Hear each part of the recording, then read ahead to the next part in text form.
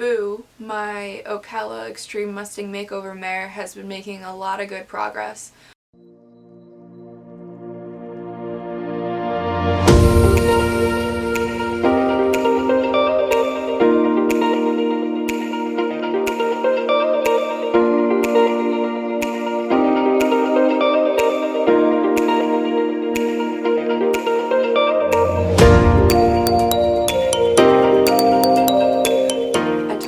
Farm this week to another competitor's barn to school over a couple obstacles for the first time, and she handled everything really well. I was also able to ride her there, and overall she was fantastic off farm. A few things made her nervous, but she recovered almost instantly. So thank you to AS Horsemanship for letting me trailer Boo over, and she also has a mare that she is competing with in the Ocala Extreme Mustang Makeover.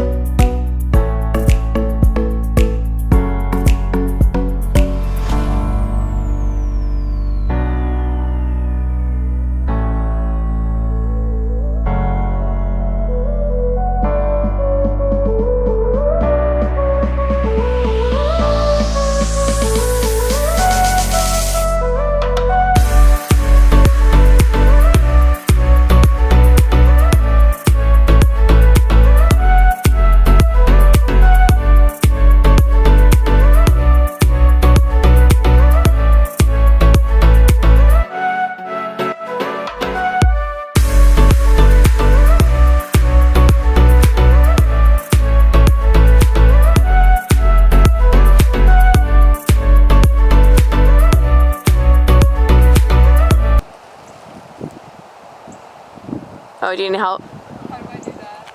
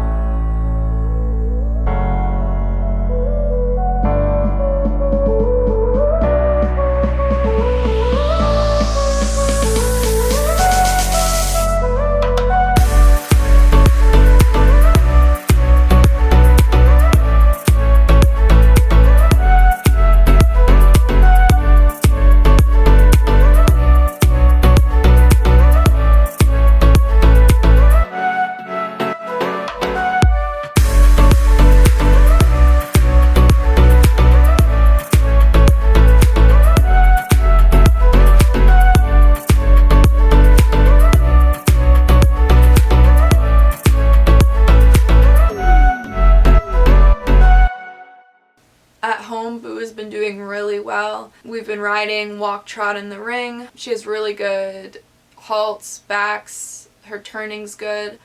She's starting to learn how to move off of my leg. She's going into a stall in a paddock nicely. She's learning to tie. It seems like Boo makes great progress, except for when I have people filming her. After getting a few different experiences the past 2 months, I've learned that she has a fear of tripods, which seems kind of strange. I wish I had some footage of how she reacts. Anytime there's a person in a tripod around, she gets nervous and loses her brain a little bit. I tried a few different solutions to calm her nerves, but I finally ended with having my trusty mare Calliope stand with the people filming, and Boo decided that it was a little less scary. So that's something that we're gonna have to work through together. Since I last gave an update, I found out some pretty cool information on Boo. She was actually photographed and followed in the wild, which is pretty cool because I've had 11 Mustangs and I've never found a single picture of any of them in the wild. So to find stuff on her, it was just, it's just neat to have that kind of stuff. I know her exact capture day, how she was captured, and who was in her band. So within herds, there's different bands. Specifically, the Salt Wells herd management area, I think, has maybe 600 horses. I'm gonna have to check on that. But it's not like all of those live together. There's different bands. So her band usually had, let's say, 14 horses in it. So there was one stallion, and he had no other stallions in the herd. It was only him, and he had 7 mares, and then whatever foals there were. And the foals had to find a different herd to live with by the time they were like 2 or 3. And Boo was one of the 7 mares. It's pretty unique. She had been given a name in the wild by them, and her name was Janie, which I think is kind of cool because, you know, again, like I said, most of them, you don't find information on them like that. So it's kind of cool. She went from Janie to number 2033 to now Boo. Boo will be available for adoption at the end of the Extreme Mustang Makeover in May. If anyone is interested in her, please feel free to message me on either my Facebook or my Instagram. I can get you some more information on her if you want to come out and meet her, or if you're too far away, I'd be interested in working out some trailering options because I really want this horse to get the best home. I want them all to get the best home, but I'll do whatever I can to ensure that Boo gets the best home.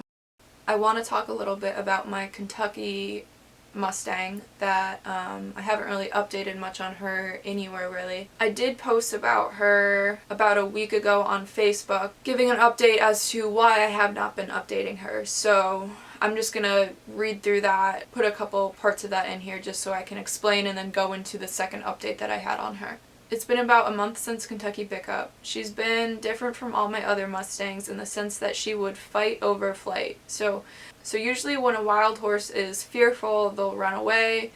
Sometimes they fight, and then sometimes they freeze. Most aggression comes from fear, and most Mustangs I've had at some point show some sort of fear-based aggression. My Kentucky Mustang is consistently aggressive, and you know, at the start I thought it was fear, and there's definitely still fear in her because she's not totally okay with humans, but it's a little bit past that now because she'll stand at the fence line and nicker to you, and but then if you get too close to her, she'll kind of flip a switch, and then that's when I kind of turn to it. I think it has to be some sort of pain. I think I said in my last video that I talked to other people who had Mustangs from that HMA, and they were all sensitive around the mouth at first, so that kind of like trailed into it. At first I was like, oh, okay, we can work through this, I'll just get her used to a bunch of touch, but that did not work out for her.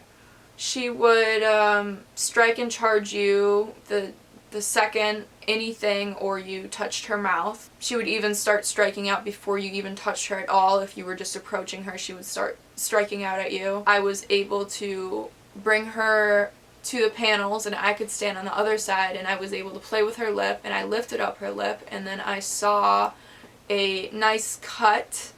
It looks like it went pretty deep, and then I noticed, feeling both sides of her face, that the bumps are not even, if that makes sense. So there's, on the left side of her face, there's like 4 bumps that just shouldn't be there at all, that aren't on the other side of the face, and her face just did not feel symmetrical at all. And then I dumped her grain that night, and I realized that she could not put her head on the ground. So she was pawing and she was like kind of shaking her head, and she just couldn't get it to the ground. It was super strange. I had the vet come out. He was able to come out, I think 2 days after that. We had to sedate her, and we started with trying to show him her mouth. One of us would hold the rope and kind of like rub her face, and the other would try to lift her lip to look at her mouth. We tried to do the same thing, have us be on the other side of the panel to give her space, but have her close enough that we could lift her lip to show. That day, she pretty much was aggressive the minute that she saw people. We had to get sedation in her, so my vet had to sedate her from the other side of the panel. And as soon as he even just went to pet her neck, which is normally a a fine spot for me to touch on her. He was about a foot away from her neck with his hand, and she just turned her neck and like went to bite him and get after him, and as soon as the needle got in, he couldn't like inject it right away because he had to make sure he got the vein. We let her sit for a couple minutes, and then my vet went in the pen with her.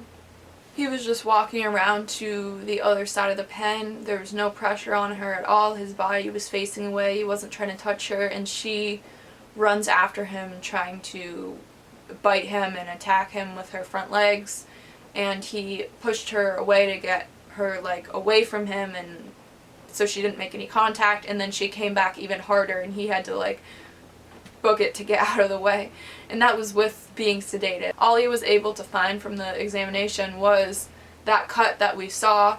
He couldn't look further back in her mouth because we'd have to get a speculum in her for that, and to be able to do that on her the way that she is reacting, we would have to sedate her to the point of her being like on the ground. Like when they geld colts, they have to be on the ground for that, so she would pretty much have to be sedated to that point to be able to get a speculum in her mouth to look at it, to take blood samples to test, to x-ray her head, her neck, her spine and back, because as far as her not being able to put her head on the ground, it could be anything along that line.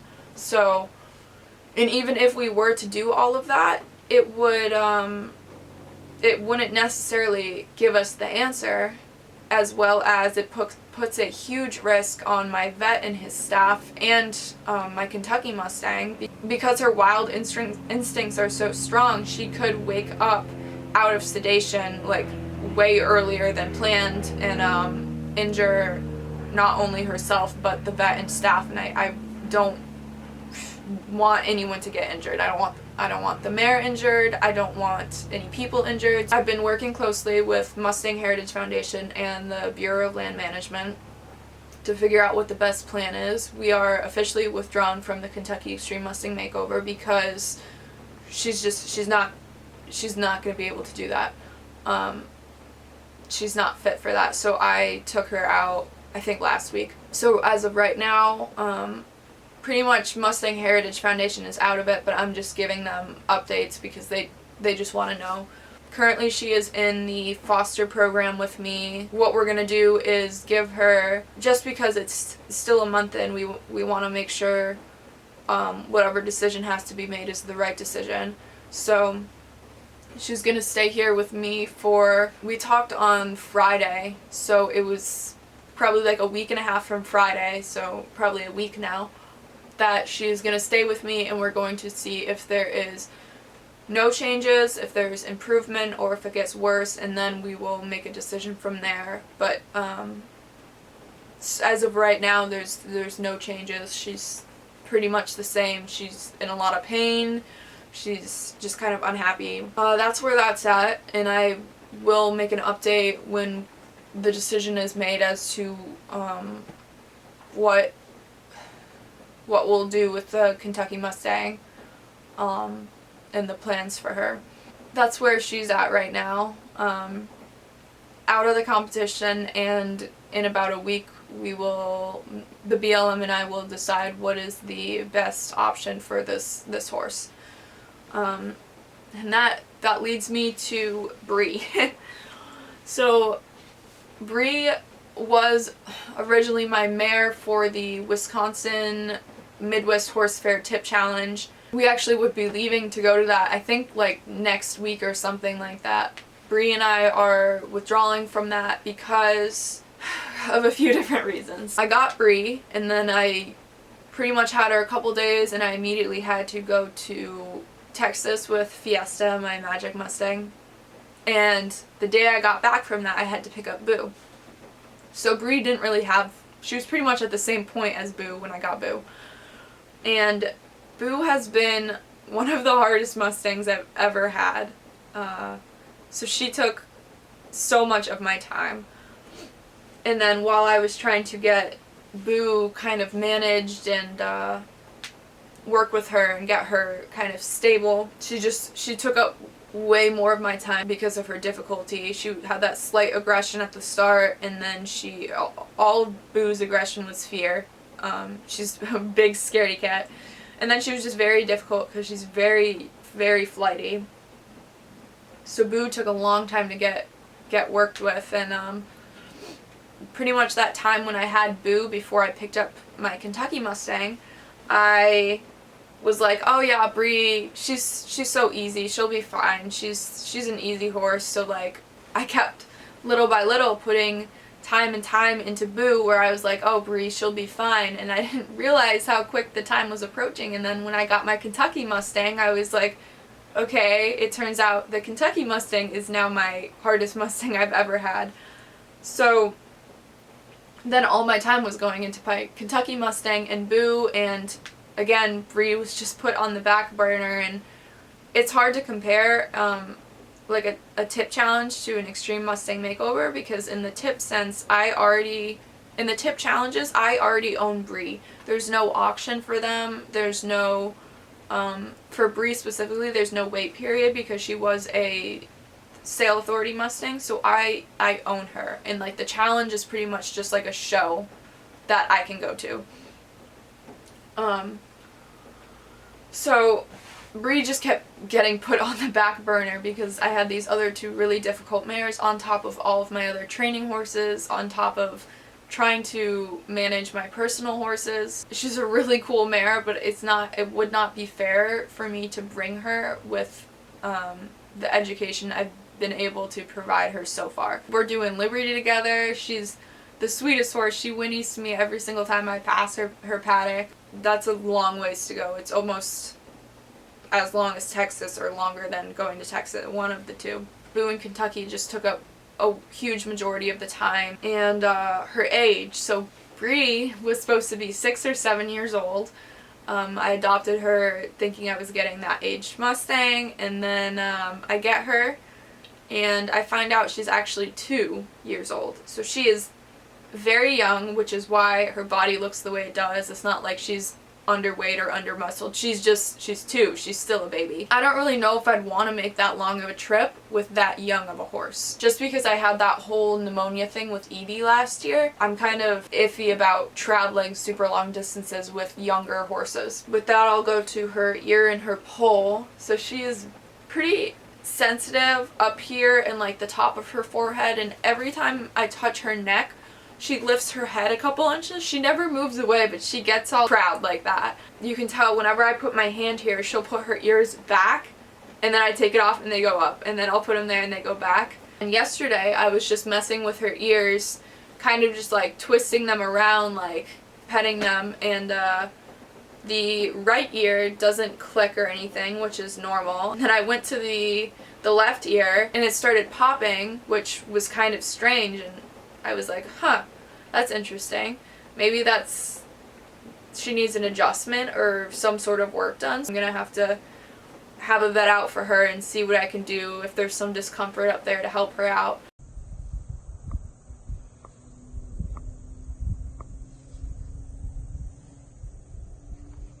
She's a really cool horse though, so I'm totally happy that that's one that I'll hang on to for a little while. She will be available for adoption though, because I really can only afford to keep 3 horses really long term, but as of right now, she is my horse. She's available now, she's available in the future. I'm in no rush to rehome her though, because it'd be cool if I could keep her for a while and let her grow up and start her under saddle, but if someone is really interested in her, she is available. I'm kind of bummed out about not going to the Midwest Horse Fair, but I'm gonna do what's right for her, and now I have to stay home and stay with Kentucky to watch out for her progress and everything, and I'd like to keep Boo continuously with her slow but steady progress still going.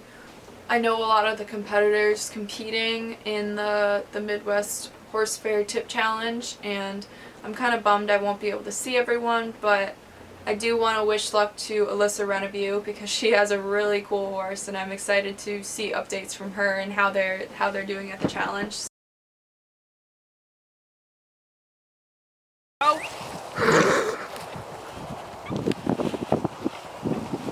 Yourself eating it. Boo, can you look normal and not do that?